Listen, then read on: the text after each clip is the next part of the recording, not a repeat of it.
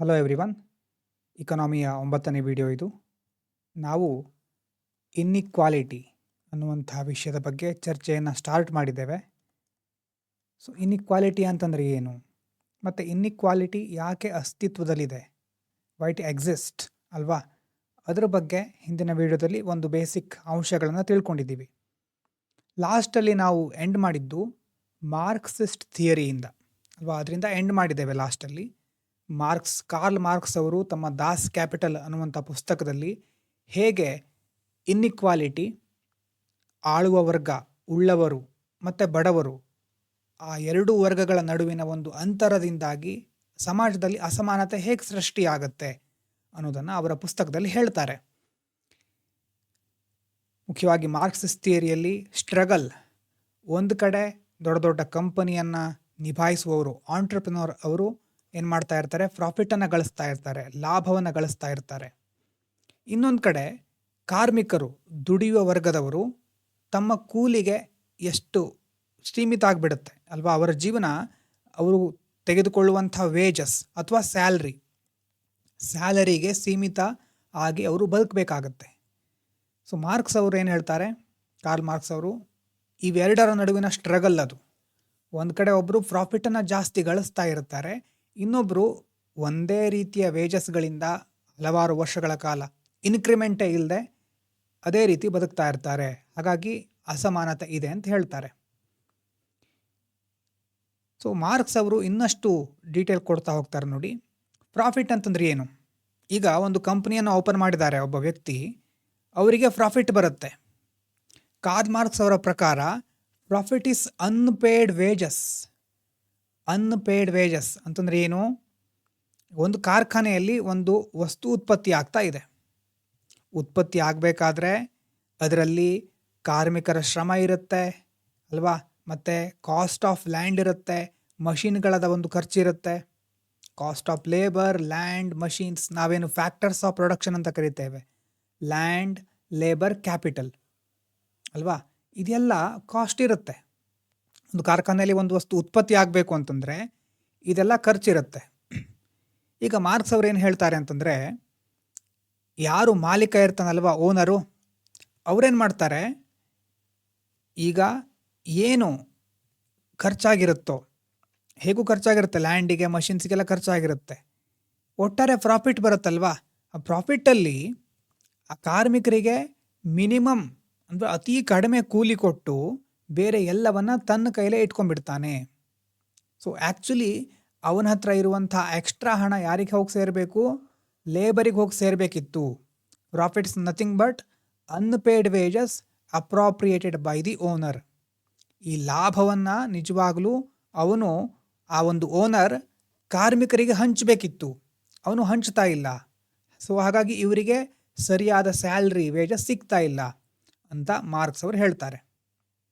ಹಾಗಾಗಿ ಲಾಭ ಅಂತಂದರೆ ಮತ್ತೇನೂ ಅಲ್ಲ, ಕಾರ್ಮಿಕರಿಗೆ ಮಾಲೀಕನು ಕೊಡದೇ ಇರುವಂತಹ, ವಂಚಿಸಿದಂತಹ ಸ್ಯಾಲ್ರಿ, ಪಾವತಿಸಿದಂತಹ ಕೂಲಿ, ಪಾವತಿ ಮಾಡದೇ ಇರೋದು, ಅನ್ಪೇಯ್ಡ್ ವೇಜಸ್, ಆ ರೀತಿ ಮಾರ್ಕ್ಸ್ ಅವರು ಹೇಳ್ತಾರೆ.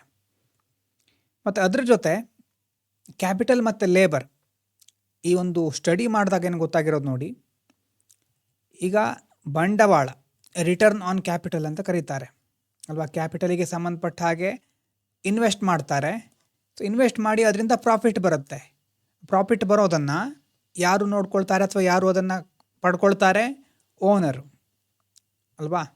ಸೊ ಅವರ ಒಂದು ಆದಾಯ ವೇಗವಾಗಿ ಬೆಳೀತಾ ಇದೆ ನೋಡಿ, ಈ ರೀತಿ ಗ್ರಾಫ್ ಹೋಗ್ತಾ ಇದೆ. ಎಕ್ಸ್ಪೋನೆನ್ಷಿಯಲ್ ಗ್ರೋತ್ ಅಂತ ಕರೀತಾರೆ ಇದಕ್ಕೆ. ಇಯರ್ ಬೈ ಇಯರು ಮೊದಲು 100 ರೂಪಾಯಿ ಪ್ರಾಫಿಟ್ ಬರ್ತಾ ಇತ್ತು ಅಂತಂದರೆ 200 ರೂಪಾಯಿ, 400, 800, ಈ ರೀತಿ ಡಬಲ್ ಆಗ್ತಾ ಹೋಗ್ತಾ ಇದೆ. ಪ್ರಾಫಿಟ್ ಜಾಸ್ತಿ ಆಗ್ತಾ ಇದೆ. ಯಾರ್ದು? ಕಂಪನಿ ಓನರ್ದು, ಓನರ್ ಸೈಡ್ ಇದು. ಆದರೆ ಆ್ಯಕ್ಚುಲಿ ಲೇಬರ್, ಯಾರು ಕೆಲಸಗಾರರು ಇರ್ತಾರಲ್ವ, ಅವರ ಸ್ಯಾಲ್ರಿ ನೋಡಿ, ಒಂದು ವರ್ಷ 100 ಇತ್ತು ಮೊದಲು, 2ನೇ ವರ್ಷ 110 ರೂಪಾಯಿ ಆಯಿತು. ಮಿನಿಮಮ್ ಅಲ್ವಾ, ವೆರಿ ಸ್ಟಡಿಲಿ ಅಂತಂದರೆ ಬಹಳ ಸಣ್ಣ ಪ್ರಮಾಣದಲ್ಲಿ 10 ರೂಪಾಯಿ ಜಾಸ್ತಿ ಆಗ್ತಾ ಇದೆ. 110 ಆಯಿತು, 120 ಆಯಿತು, 130 ಆಯಿತು, 140 ಆಯಿತು. ಓನರ್ ಪ್ರಾಫಿಟ್ ಈ ಲೆವೆಲಿಗೆ ಜಾಸ್ತಿ ಆಗ್ತಾ ಇದ್ದರೂ ಲೇಬರಿನ ವೇಜಸ್ ಮಾತ್ರ ಬಹಳ ಕಡಿಮೆ ಅಂತರದಲ್ಲಿ ಅಥವಾ ಕಡಿಮೆ ಪ್ರಮಾಣದಲ್ಲಿ ಜಾಸ್ತಿ ಆಗ್ತಾ ಇರೋದು. ಡಬಲ್ ಆಗ್ತಾ ಇದೆ ಇಲ್ಲಿ ಪ್ರಾಫಿಟ್ಟು, ಆದರೆ ಇಲ್ಲಿ 10 ರೂಪಾಯಿ ಮಾತ್ರ ಜಾಸ್ತಿ ಆಗ್ತಾ ಇರೋದು. ಹೀಗಾಗಿ ಕಾರ್ಮಿಕನ ಸಂಬಳ ಮಂದಗತಿಯಲ್ಲಿ ಸಾಗ್ತಾ ಇರುತ್ತೆ, ಲೀನಿಯರ್ ಆಗಿ ಹೋಗ್ತಾ ಇರುತ್ತೆ ಕಾರ್ಮಿಕನ ಸಂಬಳ. ಆದರೆ ಓನರ್ ಮಾಲೀಕನ ಒಂದು ಪ್ರಾಫಿಟ್ಟು ತುಂಬ ವೇಗವಾಗಿ ಬೆಳೀತಾ ಇರುತ್ತೆ. ಸೊ ನೋಡಿ, ಫೈನಲ್ ಆಗೇನು 5 ವರ್ಷದ ಹೊತ್ತಿಗೆ ಮಾಲೀಕನ ಹತ್ರ 1600 ರೂಪಾಯಿ ಇರುತ್ತೆ. ಅದೇ ಇವನಿಗೆ ಲೇಬರಿಗೆ ತಿಂಗಳ ಬರ್ತಾ ಇರೋದಿಷ್ಟು 140 ರೂಪಾಯಿ ಮಾತ್ರ. ಎಷ್ಟು ದೊಡ್ಡ ಅಂತರ ಅಲ್ವಾ ಅದು. ಸೊ ಮೊದಲನೇ ಹಂತದಲ್ಲಿ ಮೊದಲನೇ ವರ್ಷ ಇಬ್ಬರ ಹತ್ರ 100 ರೂಪಾಯಿ ಇತ್ತು, ಮಾಲೀಕನ ಹತ್ರ ಮತ್ತು ಕಾರ್ಮಿಕನ ಹತ್ರ. ಸೊ ಓನರು ಮತ್ತು ಲೇಬರ್ ಇಬ್ಬರ ಹತ್ರ ಸೇಮ್ ಅಮೌಂಟ್ ಇತ್ತು. ಆದರೆ 5ನೇ ವರ್ಷಕ್ಕೆ ಬರೋ ತನಕ ಇವನ ಹತ್ರ 1600 ಇದೆ, ಲೇಬರ್ ಹತ್ರ 140 ಮಾತ್ರ ಇರೋದು. ಸೊ ಈ ರೀತಿ ಆ್ಯಕ್ಚುಲಿ ಕಾರ್ಲ್ ಮಾರ್ಕ್ಸ್ ಅವರ ಪ್ರಕಾರ ಆ ಪ್ರಾಫಿಟನ್ನು ಆ್ಯಕ್ಚುಲಿ ಲೇಬರಿಗೆ ಹಂಚಬೇಕಾಗಿತ್ತು. ಅವರಿಗೆ ಕೊಡಬೇಕಾಗಿರುವಂಥ ಹಣವನ್ನು ಮಾಲೀಕ ತಾನೇ ಇಟ್ಕೊಳ್ತಾ ಇದ್ದಾನೆ. ಹೀಗಾಗಿ ಅಸಮಾನತೆ ಹೆಚ್ಚಾಗ್ತಾ ಇದೆ. ಹಾಗಾದರೆ ಏನು ಪರಿಹಾರ ಇದಕ್ಕೆ ಅಂತ ಮಾರ್ಕ್ಸ್ ಅವರೇ ಹೇಳ್ತಾರೆ ಮುಂದೆ. ಮಾರ್ಕ್ಸ್ ಅವರ ಸೊಲ್ಯೂಷನ್ ಏನಂತಂದರೆ ಕಮ್ಯುನಿಸ್ಟ್ ಅಂತ ನೀವು ಕೇಳಿರಬಹುದು, ಫಿಲಾಸಫಿ ಅಲ್ವಾ. ಈ ಅಸಮಾನತೆಯನ್ನು ಹೋಗಲಾಡಿಸ್ಲಿಕ್ಕೆ ಏನಾಗಬೇಕು, ಜಗತ್ತಿನ ಎಲ್ಲ ಕಾರ್ಮಿಕರು ಒಂದಾಗಬೇಕು, ವರ್ಕರ್ಸ್ ಯುನೈಟ್ ಅಂತ ಹೇಳ್ತಾರೆ, ರೆವಲ್ಯೂಷನ್ ಆಗಬೇಕು ಅಂತ ಹೇಳ್ತಾರೆ, ವರ್ಕರ್ಸ್ ಆಫ್ ದಿ ವರ್ಲ್ಡ್ ಯುನಿಫೈ ಅಂತ ಹೇಳ್ತಾರೆ. ಸೊ ಯುನಿಫೈ ಆಗಿ ಏನು ಮಾಡೋದು, workers take control of factories from the owners. ಇಂತಹ ಕಾರ್ಮಿಕರು ಕ್ರಾಂತಿಯ ಮೂಲಕ ಕಾರ್ಖಾನೆಗಳನ್ನು ವಶಪಡಿಸ್ಕೋಬೇಕು. ಮೊದಲನೇ ಹಂತ ಅದು, ರೆವಲ್ಯೂಷನ್ ಆಗಬೇಕು. ಅದಾದಮೇಲೆ 2ನೇ ಹಂತದಲ್ಲಿ ಈ ಕ್ರಾಂತಿಯೆಲ್ಲ ಆದಮೇಲೆ ಕಾರ್ಮಿಕರು ಏನು ಮಾಡಿದ್ದಾರೆ, ವಶಪಡಿಸ್ಕೊಂಡಿದ್ದಾರೆ ಅಂತ ಇಟ್ಕೊಳ್ಳೋಣ. ಸೊ ಆ ಥರ ವಶಪಡಿಸ್ಕೊಂಡು ಒಂದು ಹಂತಕ್ಕೆ ತಲುಪಿದ ಮೇಲೆ ಕ್ರಾಂತಿಯ ನಂತರ ಸ್ಟೇಟ್, ರಾಜ್ಯ ಸರ್ಕಾರ ಏನು ಮಾಡೋದು, ಸ್ಟೇಟ್ ಇಂಟರ್ವೆನ್ಷನ್ ಅಂತ ಹೇಳ್ತೇವೆ, ಅದು ಮಧ್ಯ ಬಂದು ಆ ಮಾಲೀಕರನ್ನು ತೆಗೆದು ಹಾಕಿ, ಏನೇನು ಇಷ್ಟೊತ್ತಿದ್ರೋ ಅವರನ್ನು ತೆಗೆದು ಹಾಕಿ, ಕ್ರಾಂತಿಯ ಪರಿಣಾಮ ಇದು, ಮಾಲೀಕರನ್ನು ತೆಗೆದು ಹಾಕಿ ಸೋಷಲಿಸ್ಟ್ ರಿಪಬ್ಲಿಕ್ಕನ್ನು ಸ್ಥಾಪನೆ ಮಾಡಬೇಕು ಅಂತ ಹೇಳ್ತಾರೆ. State removes private owners and establishes workers republics. ಇವರದ್ದೇ ಆದಂತಹ ರಿಪಬ್ಲಿಕ್. ಪೊಲಿಟಿಲ್ ಕೇಳ್ತಿರಲ್ವಾ ರಿಪಬ್ಲಿಕ್ ಅಂತಂದರೆ ಏನು ಅಂತ. ಸೊ ಮೊದಲನೇ ಹಂತ ಕ್ರಾಂತಿ ಆಗಬೇಕು, 2ನೇ ಹಂತ ಸ್ಟೇಟ್ ಇಂಟರ್ವ್ಯೂನ್ ಆಗಬೇಕು, ಮಾಲೀಕರನ್ನು ತೆಗೆದುಹಾಕಿ ಇವರದ್ದೇ ರಿಪಬ್ಲಿಕ್ ಸ್ಥಾಪನೆ ಆಗಬೇಕು. 3ನೇ ಹಂತ ನೋಡಿ, ಇಲ್ಲಿಗೆ ನಿಲ್ಲೋದಿಲ್ಲ, ಸ್ಟೇಟ್ ಇಂಟರ್ವೆನ್ಷನಿಗೆ ಅಲ್ಲಿಗೆ ನಿಲ್ಲೋದಿಲ್ಲ ಕಮ್ಯುನಿಸಮ್. 3ನೇ ಹಂತ ಏನು, ಆ್ಯಕ್ಚುಲ್ ಕಮ್ಯುನಿಸಮ್ ಅಂತಂದರೆ ಸ್ಟೇಟ್ ಲೆಸ್ ಸೊಸೈಟಿ. ಅಂದರೆ ಕಾರ್ಮಿಕರು ಯಾವಾಗ ಕಾರ್ಖಾನೆಗಳನ್ನು ತಾವೇ ಸ್ವತಂತ್ರವಾಗಿ ನಡೆಸೋದನ್ನು ಕಲಿತಾರೋ ಆವಾಗ ಸರ್ಕಾರದ ಅಗತ್ಯನೂ ಇರೋದಿಲ್ಲ, ಸ್ಟೇಟ್ ಸಹ ಬೇಡ ಅಂತ ಹೇಳ್ತಾರೆ. ಸರ್ಕಾರದ ಅಗತ್ಯನೇ ಇರೋದಿಲ್ಲ, ಸರ್ಕಾರ ಇರಬಾರ್ದು, ರಾಜ್ಯನೂ ಇರಬಾರ್ದು, ಕಂಪ್ಲೀಟ್ ಏನಿರಬೇಕು, ಪರಿಪೂರ್ಣ ಸಮಾನತೆ ಇರಬೇಕು. Stateless society, no state, no government, workers run everything freely, perfect equality. ಆ ರೀತಿಯಾದಂಥ ತತ್ವ ಅದು ಕಮ್ಯುನಿಸ್ಟ್ ಅಥವಾ ಕಮ್ಯುನಿಸಮ್ ಅನ್ನೋದು. ಸೊ ಇನ್ನೊಂದು ಸಾರಿ ನೋಡಿ, ಮೊದಲು 2 ಲೇಯರ್ ಇತ್ತು, ಓನರ್ಸು ಮತ್ತು ಲೇಬರ್ಸ್ ಅಂತ. ಲೇಬರ್ಸಿಗೆ ಅಸಮಾನತೆ ಉಂಟಾಗ್ತಾ ಇದೆ ಅಂತ ಅವ್ರೇನು ಮಾಡಬೇಕು, ರೆವಲ್ಯೂಷನ್ ಸ್ಟಾರ್ಟ್ ಮಾಡಬೇಕು, ಕ್ರಾಂತಿಯನ್ನು ಹುಟ್ಟಾಕಬೇಕು. ಕ್ರಾಂತಿ ಆದಮೇಲೆ ಸರ್ಕಾರ ಇಂಟರ್ವ್ಯೂನ್ ಆಗಿ ಮಧ್ಯಸ್ಥಿಕೆ ವಹಿಸಿ ಮಾಲೀಕರನ್ನ ತೆಗೆದುಹಾಕಿ ವರ್ಕರ್ಸ್ಗಳದೇ ಒಂದು ರಿಪಬ್ಲಿಕ್ ಸ್ಥಾಪಿಸಬೇಕು. ಅದಾದಮೇಲೆ ಸ್ಟೇಟಿನ ಅವಶ್ಯಕತೆಯೂ ಇರೋದಿಲ್ಲ, ಎಲ್ಲರೂ ಮುಕ್ತವಾಗಿ ಸಮಾನ ರೀತಿಯಿಂದ ಬದುಕಬೇಕು. ಆವಾಗ ಅದು ರಾಜ್ಯರಹಿತ ಅಥವಾ ಗೌರ್ಮೆಂಟೇ ಇಲ್ಲದೆ ಇರುವಂಥ ಸಮಾಜ ಆಗುತ್ತೆ. ಅದು ಮಾರ್ಕ್ಸ್ ಅವರ ಒಂದು ಫಿಲಾಸಫಿ. ಸೊ ಈ 3 ಹಂತಗಳು ಗೊತ್ತಿರಲಿ, ರೆವಲ್ಯೂಷನ್, ಸೋಷಿಯಲಿಸಮ್ ಮತ್ತು ಕಮ್ಯುನಿಸಮ್. ಇದನ್ನೇ ಮತ್ತೆ ಬೇರೆ ಬೇರೆ ಕಡೆ ತುಂಬ ಡೀಟೇಲ್ ಆಗಿ ಹೇಳ್ತಾ ಇರ್ತಾರೆ. ಸೊ ಇದೇ ರೀತಿಯ ಕಾನ್ಸೆಪ್ಟು ಆದರೆ ಬೇರೆ ಶಬ್ದಗಳಲ್ಲಿ ಗಾಂಧೀಜಿಯವರು ಹೇಳ್ತಾರೆ ರಾಮರಾಜ್ಯ ಅಂತ. ಮಾರ್ಕ್ಸ್ ಅವರ ಕಮ್ಯುನಿಸಮಿನ ಫೈನಲ್ ಗೋಲು ಮತ್ತು ಗಾಂಧೀಜಿಯವರ ರಾಮರಾಜ್ಯದ ಫೈನಲ್ ಗೋಲು ಎರಡೂ ಸಹ ಹೋಗಿ ತಲುಪೋದು ಎಸ್ಟಾಬ್ಲಿಷ್ ಸ್ಟೇಟ್ ಲೆಸ್ ಸೊಸೈಟಿ. ಅಂತಂದರೆ ಸರ್ಕಾರ ಇರಬಾರ್ದು, ಜನರು ಸ್ವರಾಜ್ ಅಂತ ಹೇಳ್ತಾರೆ ನೋಡಿ, ಸ್ವರಾಜ್ ಅನ್ನುವಂಥ ಕಾನ್ಸೆಪ್ಟ್ ಬರುತ್ತೆ. ಯಾವುದೇ ಬಾಹ್ಯ ನಿಯಂತ್ರಣ ಇರಬಾರ್ದು. ಸೊ ಸ್ವರಾಜ್ ಅನ್ನೋಂಥ ಕಾನ್ಸೆಪ್ಟ್ ಇದೆ. ಗಾಂಧೀಜಿಯವರದ್ದು ರಾಮರಾಜ್ಯ ಕಾನ್ಸೆಪ್ಟು, ಮಾರ್ಕ್ಸಿಸಮ್ ಅವರದ್ದು ಅಂತಂದರೆ ಕಮ್ಯುನಿಸಮ್ ಕಾನ್ಸೆಪ್ಟು, ಎಲ್ಲ ಸಹ ಫೈನಲ್ ಗೋಲ್ ಏನು, ಸ್ಟೇಟ್ಲೆಸ್ ಸೊಸೈಟಿ. ಸರ್ಕಾರ ಇರಬಾರ್ದು, ಗೌರ್ಮೆಂಟ್ ಇರಬಾರ್ದು, ಆ ರೀತಿಯಾದಂತಹ ಸಮಾಜದ ಕನಸನ್ನು ಅವರು ಕಾಣ್ತಾರೆ. ಸೊ ಕೇಳ್ತಾರೆ ಪ್ರಿಲಿಮ್ಸಲ್ಲಿ ಅಥವಾ ಮೇನ್ಸಲ್ಲಿ, ಮೊದಲು ಸಹ ಲಿಂಕ್ ಕೇಳಿದರು. ಸೊ ಮಾರ್ಕ್ಸ್ ಅವರು ಈ ರೀತಿ ಒಂದು ಪರಿಹಾರವನ್ನು ಕೊಡ್ತಾರೆ. ಅಂದರೆ ಎಲ್ಲ ಕ್ರಾಂತಿಯನ್ನು ಉಂಟು ಮಾಡಬೇಕು, ಆಮೇಲೆ ಸರ್ಕಾರ ಮಧ್ಯಸ್ಥಿಕೆ ವಹಿಸಬೇಕು, ಆಮೇಲೆ ಸರ್ಕಾರನೂ ಬೇಡ, ಆ ರೀತಿಯಾದಂಥ ಸಮಾಜ ಬೇಕು ಅಂತ. ಆದರೆ ಆ್ಯಕ್ಚುಲಿ ಕಾರ್ಲ್ ಮಾರ್ಕ್ಸ್ ಅವರ ಸಿದ್ಧಾಂತ ಕೇಳಲಿಕ್ಕೆ ಒಳ್ಳೆ ರೀತಿ ಇರಬಹುದು. ಹೌದು, ಎಲ್ಲ ರಿವೋಲ್ಟ್ ಆಗುತ್ತೆ, ಎಲ್ರಿಗೂ ಆಮೇಲೆ ಸಮಾನತೆ ಬರುತ್ತೆ, ಆ ರೀತಿ ಕೆಲವರು ಅಂದ್ಕೊಂಡಿದ್ರು ಮೊದಲು. ಆದರೆ USSR ರಷ್ಯಾ ಅಲ್ಲಿ ಈ ಕಮ್ಯುನಿಸ್ಟ್ ಪ್ರಯೋಗವನ್ನು ಮಾಡಿದಾಗ ಅದು ವಿಫಲ ಆಯಿತು. ಆಮೇಲೆ ಅದನ್ನು ಸ್ಟಡಿ ಮಾಡ್ತಾರೆ ಅರ್ಥಶಾಸ್ತ್ರಜ್ಞರು, ಆರ್ಥಿಕ ತಜ್ಞರು. ಆ ಡೇಟಾವನ್ನು ಅಧ್ಯಯನ ಮಾಡಿದಾಗ ಇನ್ನೊಂದು ಸಿದ್ಧಾಂತ ಬರುತ್ತೆ, ಮಾಡರ್ನ್ ಥಿಯರಿ ಆಫ್ ಇನ್ಇಕ್ವಾಲಿಟಿ ಅಂತ.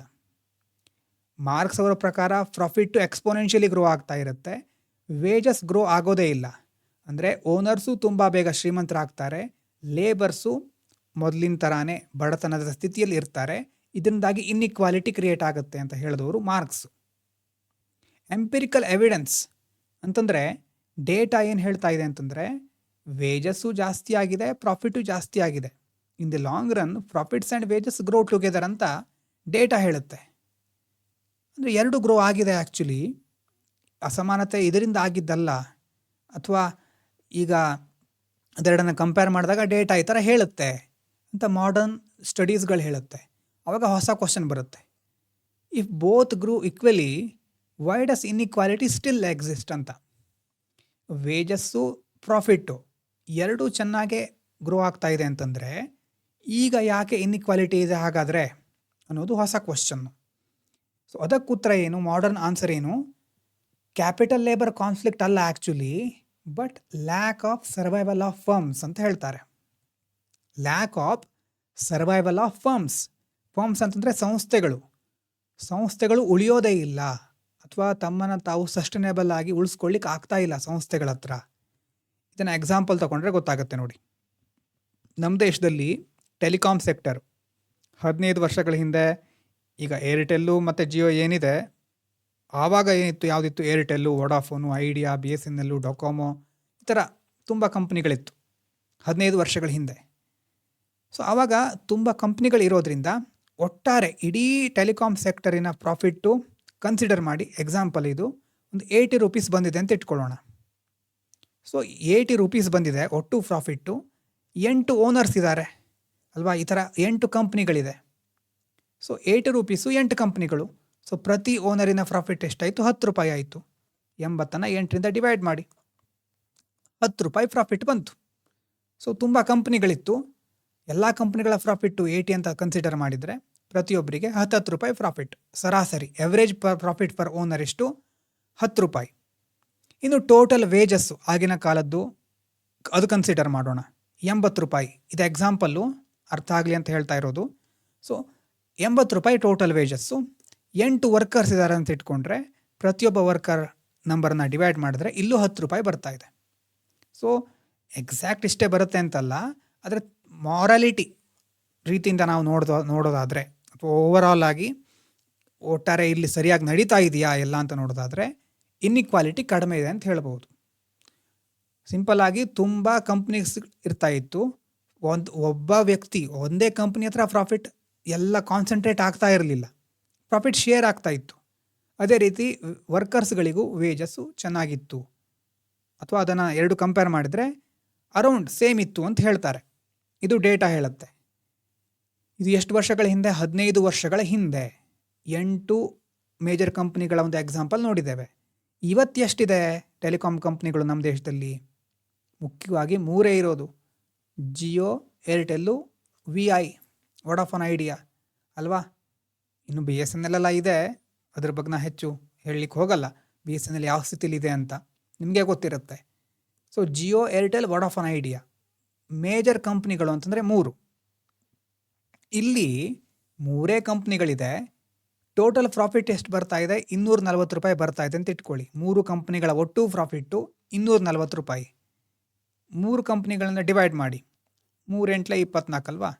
ಸೊ 80 ರೂಪೀಸ್ ಬರುತ್ತೆ. ಪ್ರತಿಯೊಬ್ಬ ಓನರಿಗೂ 80 ರೂಪೀಸ್ ಪ್ರಾಫಿಟ್ ಬರ್ತಾ ಇದೆ. ಆದರೆ ಈ ಕಡೆ ನೋಡಿ, 2 ಈಕ್ವಲ್ ಇದೆ ಅಂತ ಇಟ್ಕೊಳ್ಳೋಣ. ಇನಿಷಿಯಲಿ ಪ್ರಾಫಿಟ್ಟು 240, ವೇಜಸ್ಸು 240 ಬಂದರೆ ವರ್ಕರ್ಸ್ ಎಷ್ಟಿದ್ದಾರೆ? ವರ್ಕರ್ಸ್ 8 ವರ್ಕರ್ಸ್ ಇದ್ದಾರೆ. ಅಲ್ವಾ? ವರ್ಕರ್ಸಿಗೆ ಉಲ್ಟಾಯಿತು ಈಗ. 8 3 24 ಅಲ್ವಾ? 30 ರೂಪಾಯಿ. So average wage per worker 30. So ಏನಾಯಿತು ಡಿಫ್ರೆನ್ಸ್ ಗೊತ್ತಾಗ್ತಾ ಇದೆಯಾ? ಹಿಂದಿನ 15 ವರ್ಷಗಳ ಹಿಂದೆ ಕಂಪ್ನಿಗಳು ಜಾಸ್ತಿ ಇತ್ತು, over all profit per owner ಬಹಳ ಇರಲಿಲ್ಲ. ಈಗ ಕಂಪ್ನಿಗಳ ಸಂಖ್ಯೆ ಕಡಿಮೆ ಆಗಿದೆ, ಸೊ ಒಂದೇ ಕಂಪ್ನಿಗೆ ಜಾಸ್ತಿ ಪ್ರಾಫಿಟ್ ಬರ್ತಾ ಇದೆ. ಆದರೆ ವರ್ಕರ್ಸ್ ಮಾತ್ರ ಮೊದಲಿನ ಥರಾನೇ ಎಲ್ಲದರಲ್ಲೂ ಕಾಂಪಿಟೇಷನ್ ಇದೆ ಅಲ್ವಾ? ವರ್ಕರ್ಸಲ್ಲೂ ಸಹ. ಸೊ ಎಲ್ಲ ಕಡೆ ವರ್ಕರ್ಸ್ ಜಾಸ್ತಿ ಇದ್ದಾರೆ, ಮತ್ತು ಎಷ್ಟು ಜನ ಕೆಲಸವನ್ನು ಕಳ್ಕೊಳ್ತಾ ಇದ್ದಾರೆ. ಸೊ ವರ್ಕರ್ಸಿಗೆ ಸಂಬಂಧಪಟ್ಟ ಹಾಗೆ ಇಲ್ಲಿ ಏರಿಕೆ ಆಗಿಲ್ಲ. ಆ್ಯಕ್ಚುಲಿ ಇಲ್ಲಿ ಎವರೇಜ್ ಪ್ರಾಫಿಟ್ ಪರ್ ಓನರ್ 10 ರೂಪಾಯಿ ಇರೋದು ಎಷ್ಟಾಗಿದೆ ಈಗ? 80 ರೂಪಾಯಿ ಆಗಿದೆ. ಆದರೆ ಇಲ್ಲಿ 10 ರೂಪಾಯಿ ಇರೋದು ಇಲ್ಲೆಷ್ಟಾಗಿದೆ? 30 ಆಗಿದೆ. ಸೊ ಈ ರೀತಿ ಇನ್ಇಕ್ವಾಲಿಟಿ ಹೆಚ್ಚಾಗ್ತಾ ಇದೆ. ಮಾರ್ಕ್ಸ್ ಅವ್ರು ಹೇಳಿರೋದೇನು? ಪ್ರಾಫಿಟ್ಟು ವೇಜಸ್ಸು ಡಿಫ್ರೆನ್ಸು ಅಂತ. ಆದರೆ ಮಾಡರ್ನ್ ಆನ್ಸರ್ ಏನು ಹೇಳುತ್ತೆ? Lack of survival of firms. ಸಂಸ್ಥೆಗಳು ಬಹಳ ಕಾಲ ಉಳಿಲಿಕ್ಕೆ ಹೆಣಗಾಡ್ತಾ ಇವೆ. ಸರ್ವೈವ್ ಆಗ್ಲಿಕ್ಕೆ ಆಗ್ತಾ ಇಲ್ಲ ಸಂಸ್ಥೆಗಳ ಹತ್ರ. ಯಾಕೆ ಸರ್ವೈವ್ ಆಗಲ್ಲ ಹಾಗಾದರೆ? ಅಲ್ವಾ? Why only few firms survive? ಯಾಕೆ ಅಷ್ಟೆಲ್ಲ ಕಂಪ್ನಿಗಳಿತ್ತು, ಟೆಲಿಕಾಂ ಕಂಪ್ನಿಗಳಿತ್ತು, ಎಲ್ಲ ಕಂಪ್ನಿಗಳು ಯಾಕೆ ಉಳಿಲಿಲ್ಲ? ಪಾಸಿಟಿವ್ ನೆಗೆಟಿವ್ ಎರಡೂ ಆಯಾಮ ಇದೆ. ಪಾಸಿಟಿವ್ ಏನು? Good reason. Some firms survive because they provide better quality product and services. ಯಾವ ಕಂಪ್ನಿ ಒಳ್ಳೆ ಪ್ರಾಡಕ್ಟು ಸರ್ವಿಸ್ಗಳನ್ನು ಕೊಡ್ತಾ ಇರುತ್ತೋ ಅದು ಉಳಿದಿದೆ. ಕಸ್ಟಮರ್ಸು ಆ ಕಂಪ್ನಿಯನ್ನೇ ಚೂಸ್ ಮಾಡ್ತಾ ಇದ್ದಾರೆ. So natural law of the market ಅದು ಗುಡ್ ರೀಸನ್ನು.